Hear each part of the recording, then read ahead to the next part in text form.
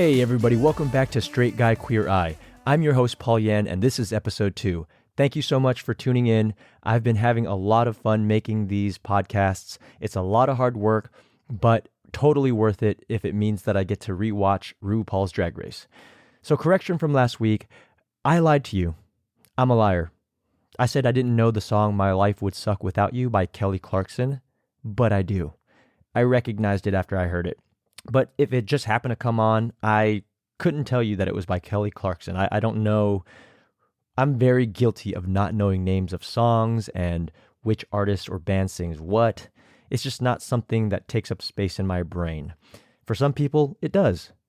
But I do know the Kelly Clarkson song, Since You've Been Gone. I love that song. It's a great song to karaoke to. I love to sing it. I don't care what you think. As always, we have an ethics statement that I want to make clear. Being straight gives me privileges that the queer community does not get. I am not an expert in queer culture. I do not know firsthand the trauma, the drama, and all the other homophobic bullshit queer people deal with on a day-to-day basis. I'm also not a therapist, a psychiatrist, or a psychologist. As host of the Straight Guy Queer Eye podcast, I'm here to listen and to learn about the queer community and hope to pass on that knowledge to like-minded people who want to make some sort of a difference in the queer community. A quick recap of episode 2.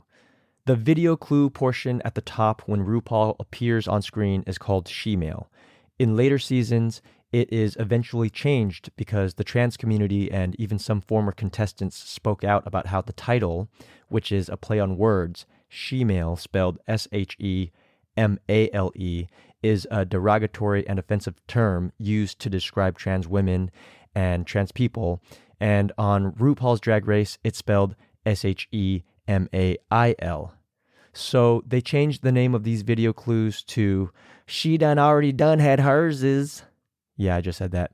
I don't say it as cool as RuPaul, which doesn't really mean anything in terms of delivering a message, but I'm really glad that the show changes it.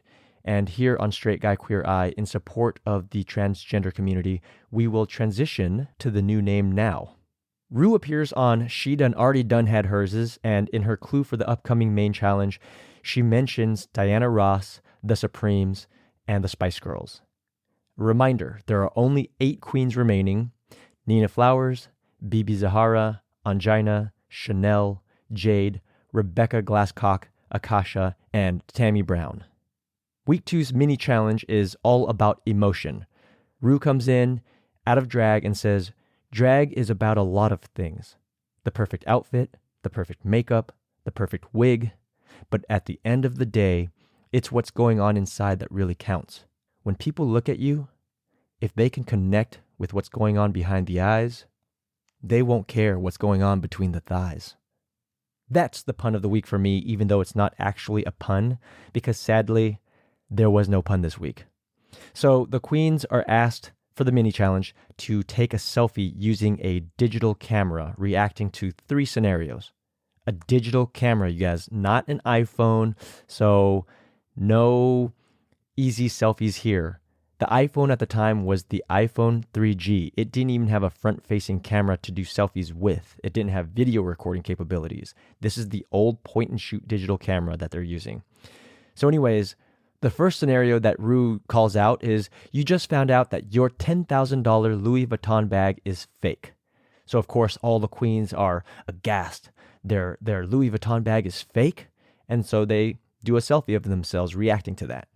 And then the second scenario, Ru calls out, Cher just announced that she's retiring for good. And Cher is the queen of all queens, for some queens. That's a lot of queens. So of course, all the queens react and they're sad or they're shocked. But for Akasha, she's smiling and she's happy that Cher just announced that she's retiring for good. And that gets a good laugh from RuPaul. And then in the third scenario, Ru says, someone cut the cheese. And of course, all the queens react to someone cutting the cheese. Now, for my listeners who are not versed in flatulent slang, cutting the cheese means to fart. And the mini challenge winners are Angina and Akasha, who now get to pick teams for the maxi challenge. And the maxi challenge is They will perform a lip sync as two rival girl groups, and each team leader assigns each member to take charge of choreography, hair, makeup, and costumes. Team Angina is, of course, Angina. She assigns choreography for herself. Chanel, who she assigns makeup. Nina Flowers does hair, and Rebecca Glasscock costumes. Team Akasha is, of course, Akasha. She assigns makeup for herself. Jade is on choreo, BB is on hair, and Tammy Brown is on costumes. The songs that the groups will lip sync to are Say My Name and Independent Woman by Destiny's Child. Say My Name is yet another song that I really like, but embarrassingly, I didn't know that it was performed by Destiny's Child, not until I put it up on YouTube. And Independent Woman, I recognize, but never in a million years would I have guessed that it was performed by Destiny's Child. I told you, I just don't have the brain space for it. So because Akasha took the envelope to reveal what the two songs were, she immediately chose Independent Woman for her group and gave Say My Name to Team Angina. Team Angina's girl group name is Serving Fish. Drag Dictionary: fishy or fish. When a drag queen calls another drag queen fishy, what they're saying is that that drag queen looks like a real woman. And because real women have vaginas, and vaginas, according to this term, smell like fish, therefore, a drag queen who looks like a real woman is fishy. I didn't come up with this term. This is a term that's used in the community. In the podcast Race Chaser, even Alaska and Willem say that it comes off very, I think the word they used was sexist, but that's the term that's used. So Team Angina calls themselves Serving Fish. Angina proves to be a good leader. She establishes right at the top that there will be no sabotage. The team gets along for the most part, with Chanel trying to add her opinion into other people's responsibilities. But Nina straight up tells her no. And I actually really appreciate that, because in a lot of our lives, we kind of tend to go along, or we're afraid to speak up, or we're afraid to just say no. But Nina just shuts down Chanel, not in a mean way, but she just says, no, I'm going to do the hair the way I want to do it. You do the makeup the way you want to do it. And that'll be that. Respect. Team Akasha call themselves 3D, Diva, Dance, and Drag. The only problem with that is that there are 4 queens. So that kind of tells you right off the bat the kind of issues that they're going to have. Akasha proves not to be a very good leader. She does the bare minimum on her makeup assignment while not letting Tammy Brown's costume ideas come to fruition. And Tammy says that she feels like it's high school all over again, which we will get to after the recap. Spoiler: if you haven't watched the episode and don't want to know who wins and who goes home, this is where you should go and watch the episode. The judges for the week, of course, are Merle Ginsberg and Santino Rice, who are the regular judges. Then the guest judge is Frank Gatson. He's an American director and choreographer. He's worked with En Vogue, Brandy, Rihanna, Jennifer Lopez, Beyonce, and, of course, Destiny's Child. Extra special guest star judge is singer, songwriter, and one of Destiny's children, Michelle Williams, not to be mistaken with the actress Michelle Williams. Needless to say, Team Angina goes on to take the win, with Angina winning the top spot for the week and gaining immunity from elimination for the following week. For Team Angina, Nina Flowers, who won the previous week, was the weak link in the team, but she was safe nonetheless. Chanel, whose makeup that she did for everybody was beautiful and was complimented on. Rebecca Glasscock, who looked gorgeous, by the way, she got props for her beautiful costumes, but she got red for lacking body control. But they were all safe. Team Akasha was a freaking mess. Jade was the best dancer from Team Akasha, and she was safe. BB came out of her shadow this week and was the best overall performer in Team Akasha, or 3D. Tammy Brown was red for not connecting with the material and not being present. And she said as much, that she just wasn't into this type of music and this type of performance. Akasha was red the hardest, and she was not having it.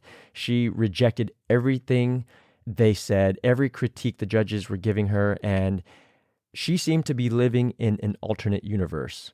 Michelle Williams described what she saw in her performance as a messy man. And Santino told her that she was a bad apple and that she radiates bad energy. She was rolling her eyes and like giving them scoffs, and it was kind of really uncomfortable to watch. And so the two bottoms were Tammy Brown and Akasha. And if you've been keeping count, that's 2 times at the bottom for Akasha. They had to lip sync to We Break the Dawn by Michelle Williams, a song I definitely didn't know. And unfortunately, because Tammy Brown was pretty much over the whole thing, she didn't bother to learn the song, and she just stood on stage and did her own quirky dance that didn't match the song at all and purposely sabotaged herself. While Akasha brought that shit, she really took the critiques to heart and lip-sang like she had something to prove. At the end, she had Michelle Williams and Santino crying. Maybe because this is what they wanted to see from Akasha. Instead of the bad attitude, they wanted to see her show out, and she did it. So Shantae, Akasha stays, and Tammy Brown sashayed away.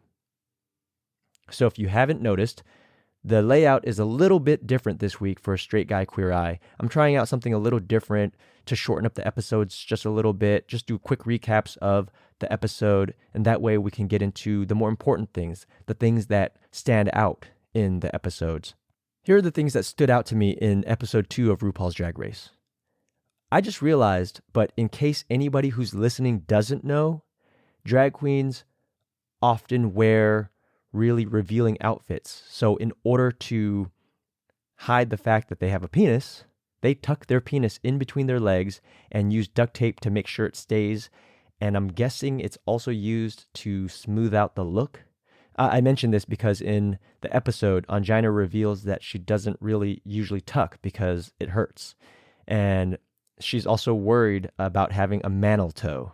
That was a term it just passed through me before. I didn't even realize she said that. But a mantle toe is the male version of a camel toe.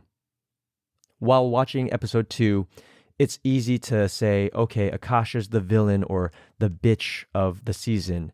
I didn't call her that. That's what she claims for herself. But we got to remember that this is a reality show. There's editing and narratives that are created in order to create drama for people to enjoy and to watch. But what we got to remember is that they're doing all of this stuff in a week. So there's a lot of pressure.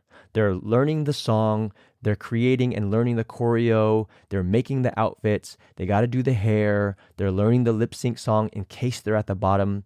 And for this week's episode, they're performing this in front of one of the members of Destiny's Child, who is also going to be judging them. So there's a lot of pressure. So it's all in jest. It's all in fun if on the show, if we ever portray someone as a villain, that's not judging who they are as a human being, hopefully. So please keep that in mind. When Tammy Brown mentions that it's high school all over again, that's something that stood out to me in this episode. It made me really think about my high school experience. And I'm glad that I never bullied anybody. And I don't remember seeing anybody overtly bullying anybody else. But it's not always like what we see in the movies and on TV, like Biff picking on George McFly in Back to the Future or Nelson picking on Martin Prince in The Simpsons. Sometimes it's done subvertly. I don't even know if that's a word, subvertly. But what I mean is that when I was in high school, I grew up in a typical masculine, male-dominant world. So growing up, you'd hear the derogatory F word used to describe gay people. And sadly, I used that word to make fun of my friends or to put somebody down, not because they were gay, but because whether it was because they were scared of doing something or didn't want to do something, it was just stupid. And I remember when I was 18 years old, my friend John, who again came up with the title for this show, he came out and I was super cool with it. I didn't really care. I just loved him for him.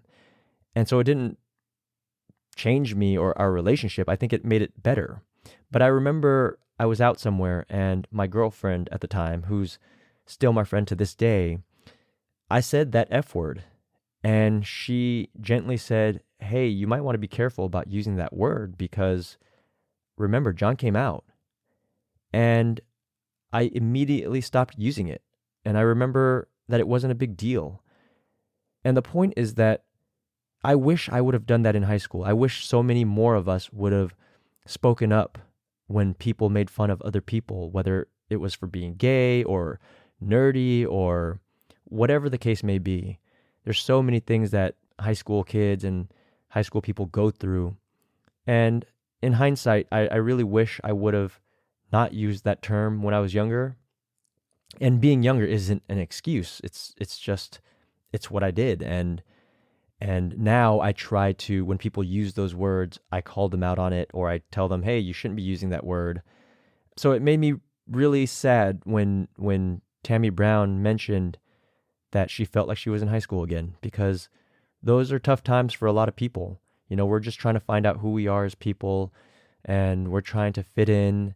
And I remember there were a lot of brave people back then, people who were considered different, and they didn't care. And I hope that those people grew up to be amazing people and weren't affected by the shitty people who didn't stand up for them back in high school. And I think that if we did do that, there'd be less mass shootings. There'd be less depression in our teens nowadays. And again, I'm not a doctor, I'm not a psychiatrist or anything like that, but from the perspective of someone who has changed quite a lot, I just want there to be more love in the world. It's a tough world to live in, and if we can all just show a little more kindness, it'd go a long way. Right before the lip sync battle, RuPaul said something to Akasha and to Tammy Brown and to the other contestants and the world in general. She said, anyone who can step out of the house with a pair of high heels and lipstick on their lips is my hero. I can really attest to that. So you all know that I'm an actor. I remember I had this audition. I'm not going to say what the name of the show was, but it was for the role of a drag queen. And I am not a drag queen, but they wanted you to come to the audition with makeup on and, if you could, in full costume, which is not typical in an audition. I didn't have any dresses or anything like that, but my cousin did makeup for me because I really support the LGBTQ community. I'm so comfortable with them. I didn't care. So I thought, yeah, I can put makeup on. It's not a big deal to me. So she put makeup on, and when I left the apartment, the closer I got to the front exit, the more self-conscious I became. And when I got outside, all of a sudden, I became hyper aware of everything. If there was a student walking by, or if there was kids walking by, or somebody 30 feet away, I sensed them. And I immediately started walking really fast to my car to drive to the audition. And when I got to the lot, as I'm pulling up, I see someone walking outside with a wedding dress on. And it was clearly a guy in drag. And I just thought, whoa, that's crazy. That dude came in a full dress. And so then I parked, and I go and I sign in, and I see that guy sitting there in a dress, completely comfortable with himself. And I felt really ashamed that, as someone who says they're an ally, that I felt self-conscious like that. And what that shows me, or what that tells me, is that RuPaul is right. If you're a drag queen and you're putting on heels and lipstick on, you're a hero. It takes a lot to do that. And I know that from just putting on makeup. And I don't know if RuPaul meant just drag queens. I don't think he did. Drag queens for sure are heroes, but women too. To put on makeup and dress a certain way and be a certain way to meet and deal with these impossible standards of beauty, it takes a lot. And it also takes a lot for women to not put on makeup and to try to reach these impossible standards of beauty. So I just wanted to give a shout to that quote because it really stood out to me when he said it.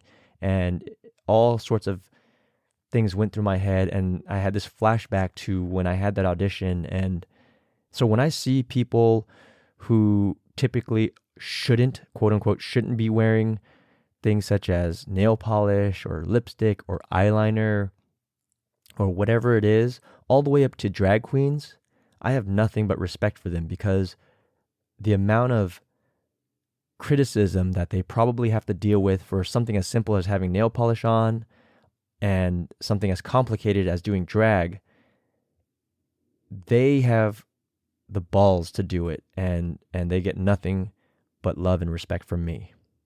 I want to end this episode with a quote I read from Charlize Theron this week. She said, "There are so many things hurting and really killing our kids, and we all know what I'm talking about right now. And it ain't no drag queen. Because if you've ever seen a drag queen lip sync for her life, it only makes you happier. It only makes you love more. It makes you a better person." Thank you so much for spending time with me this week. Tune in next week to see what else we can learn from these incredible people, to see the queens walk the runway with their own outfits for the first time, and to see if Akasha can stay out of the bottom. Follow Straight Guy Queer Eye on Instagram and Twitter at SGQE Podcast. Send comments, suggestions, and feedback to sgqepodcast@gmail.com. And remember, be human, be kind.